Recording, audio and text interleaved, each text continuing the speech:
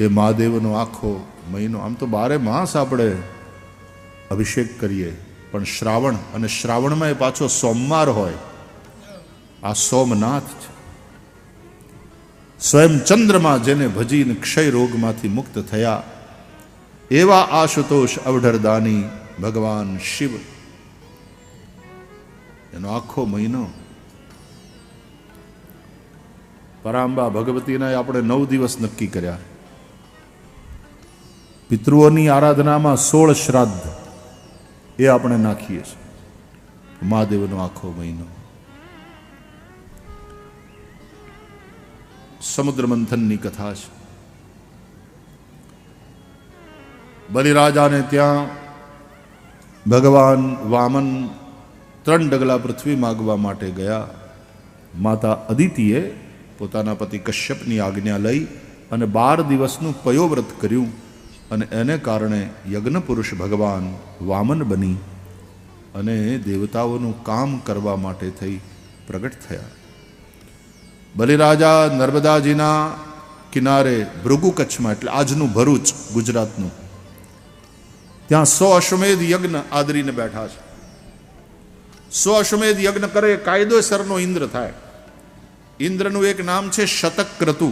શત એટલે 100, ક્રતુ એટલે યજ્ઞ. 100 અશ્વમેધ યજ્ઞ કરે એ ઇન્દ્ર થાય. તો ભૃગવંશી બ્રાહ્મણોને શરણે જઈ રાજા બલિ, જેણે જીતી લીધેલા દેવતાઓને, સ્વર્ગ અને પૃથ્વીના રાજ્ય ઉપર કબજો કરી લીધેલો, યજ્ઞ કરી રહ્યા છે. રાજા બલિ 99 યજ્ઞ પરિપૂર્ણ થયા છે. 100મો યજ્ઞ ચાલે છે. જો 100 યજ્ઞ પૂરા થાય તો ઇન્દ્રાસનના કાયદેસર અધિકારી થઈ જાય. એટલે માતા અદિતિ ઉપર પ્રસન્ન થઈ દેવતાઓનું કાર્ય કરવા માટે થઈ ભગવાન ઉપેન્દ્ર બની, વામન બની બલિરાજાના યજ્ઞમાં પધારે છે. બલિરાજાએ બ્રહ્મચારીનું સ્વાગત કરે છે.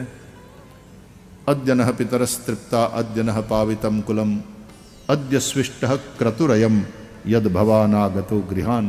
આવું કહી કે આપ આવ્યા, મારો યજ્ઞ સફળ થયો, આપ આવ્યા, આજ મારા પિતૃઓ તૃપ્ત થયા,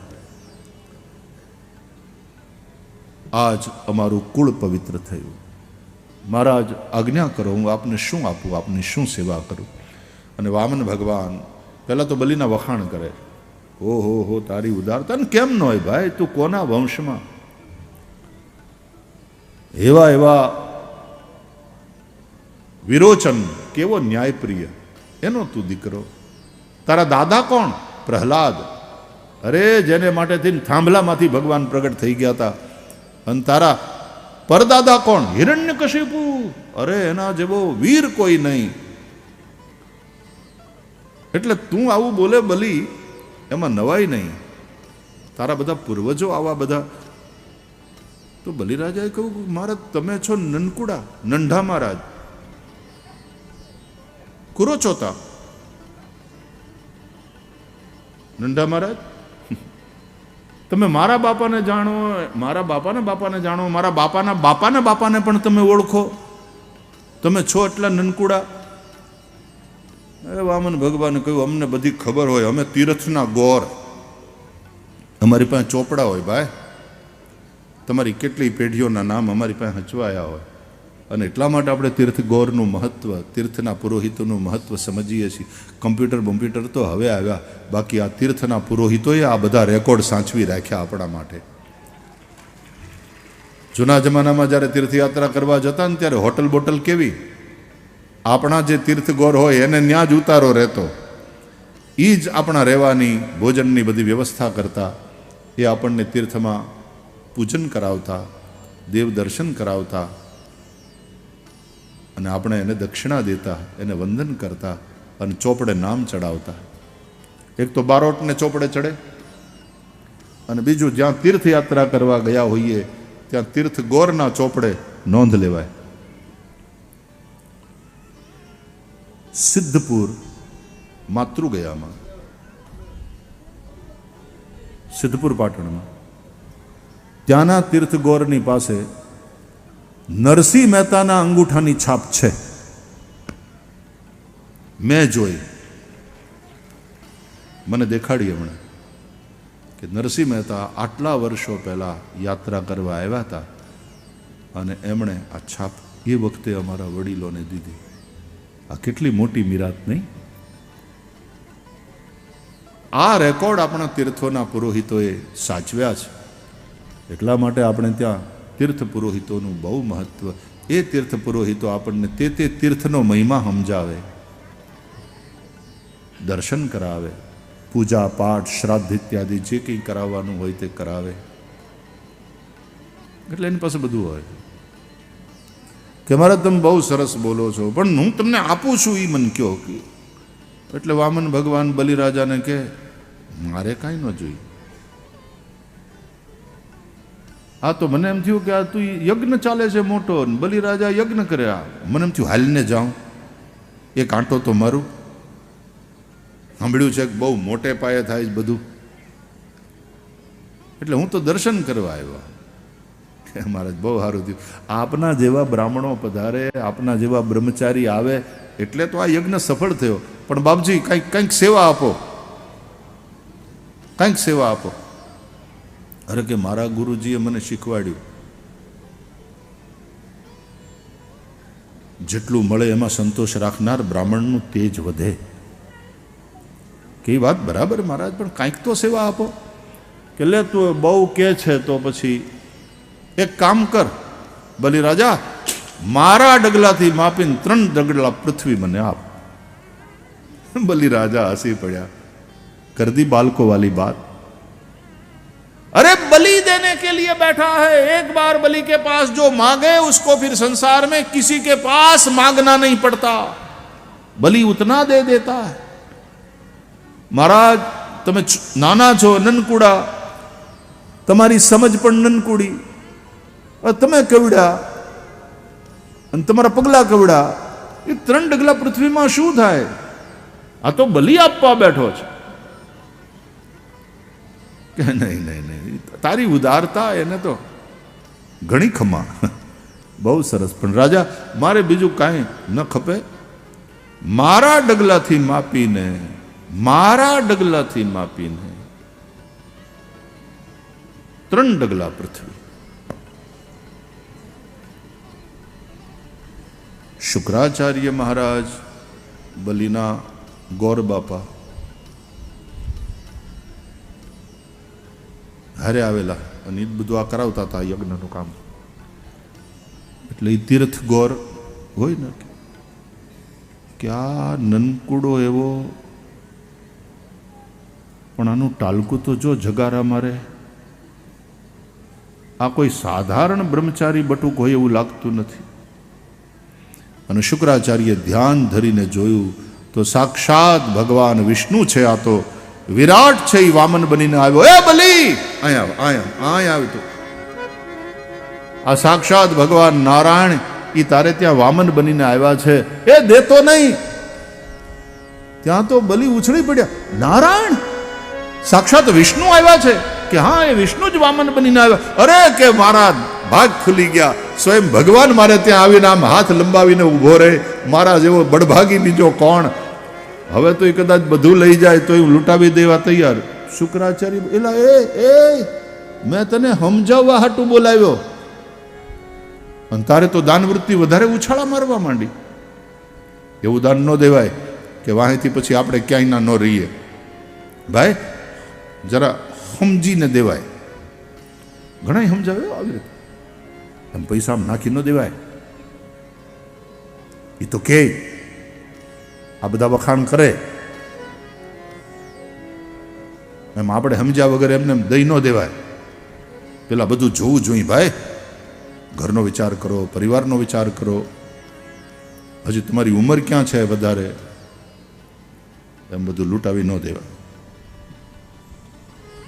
બલિરાજાએ કહ્યું હવે તો ભગવાન કદાચ બધું લઈ જાય તો પણ હું તૈયાર.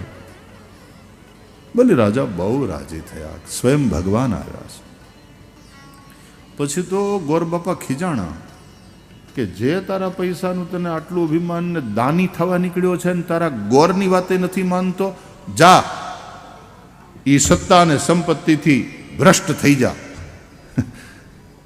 તો તીર્થ ગોર દાંત કાઢવા માંડ્યા વામન ભગવાન.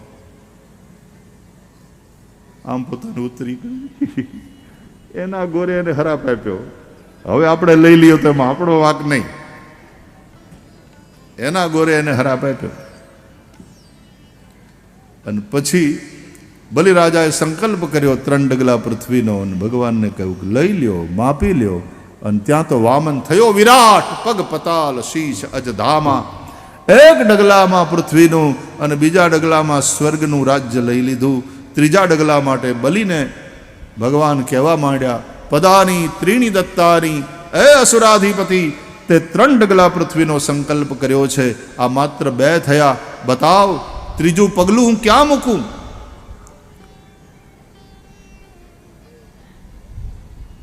બલિ આમ જોવે છે, અને શુક્રાચાર્ય એના ગોર બાપા રિહાયેલા, લે દે દે, આવ્યો મોટો દાની થવા, સમજાવ્યો તો તને, લે દે. તારો બાપ હવે ક્યાંથી કાઢશે? લે દે. અને ભગવાન સંકલ્પ પ્રમાણેનું દાન નહીં આપે બલિ તો તારી દશા ખરાબ થશે. બ્રાહ્મણને જે સંકલ્પ કર્યો એ અનુસાર દાન આપવું જ પડે. બલિરાજાએ કહ્યું કે મારું હવે જે થવું હોય તે થે, પણ હું ધન્ય થઈ ગયો કે તમે મારે ત્યાં આવ્યા, હાથ લંબાવીને ઊભા રહ્યા, અને આજ એ વામન વિરાટ થયો.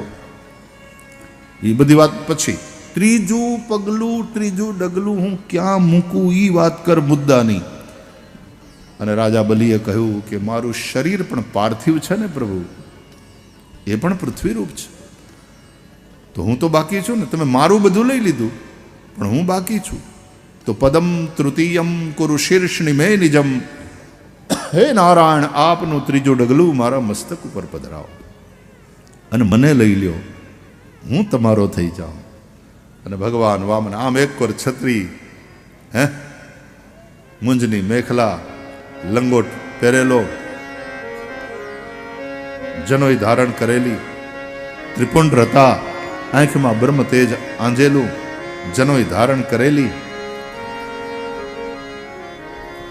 પદમ તૃતીયમ કુરુ શીર્ષની મેં નિજમ આમ કહ્યું, અને જ્યાં મસ્તક ઝુકાયું રાજા બલિએ, અને ભગવાન વામને પોતાનો 3જો ચરણ 3જું ડગલું બલિના મસ્તક ઉપર પધરાયું. બોલીએ વામન ભગવાન કી જય, બલિ મહારાજ કી જય. બલિ અસુરો, દેવતાઓના વિરોધીઓ, એમાં બલિ જેવું કોઈક ચરિત્ર મળી જાય ને તો ભગવાન એને પોતાનો બનાવી લે. ઉપેન્દ્ર બનીને પોતાની પાર્ટીમાં કેમ આને ખેંચી લેવો?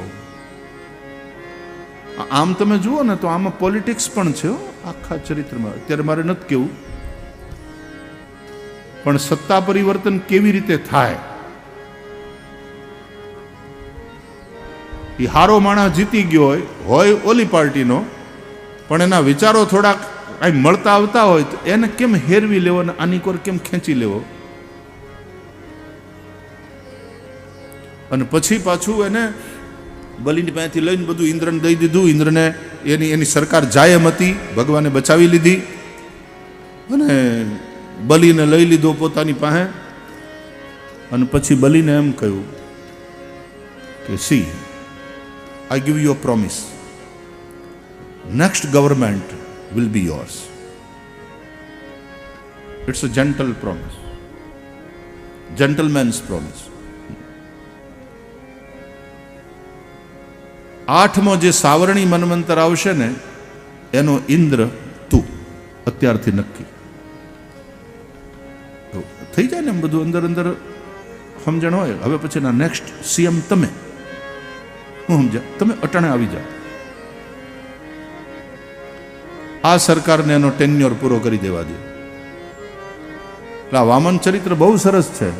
આપણે એને ખાલી ભક્તિની દ્રષ્ટિએ જ જોઈએ છીએ, પણ રાજનીતિની દ્રષ્ટિએ અને સામાજિક જે આખો પ્રભાવ હતો, આસુરી વૃત્તિ અને દૈવી વૃત્તિનો જે સંઘર્ષ, એમાંથી કેવી રીતે પુનઃ દૈવી વૃત્તિનું સામ્રાજ્ય સમાજ ઉપર સ્થપાય, એ માટે શું શું ખેલ કરવા પડે વામન ભગવાનનું ચરિત્ર. આપણે સામાન્ય રીતે ભાગવતની અંદર એ કથાઓ થતી હોય ને પછી એ વામન ભગવાનની ઝાંખી બનાવે, કોઈ વામન ભગવાન બને, કોઈ બલિ બને, ને પછી એની અંદર પાછા રૂપિયા કેમ ભગવાન વામનને નામે ભેગા થાય એવું બધું આપણે કરીને પછી સારું તમે ગોશાળા માટે કરો, કોઈ સંસ્થા માટે કરો, સારું કામ કરો, બરાબર, પણ વામન ચરિત્ર માત્ર એટલા પૂરતું નથી. વામન ચરિત્રના એના સંદેશ બહુ મોટા છે. સારા કામ કરો બહુ સારું છે, ગાયો માટે કરો, કોઈ બીજા લાભાર્થે કથાઓ થતી હોય, ઠીક, પણ ઘણીવાર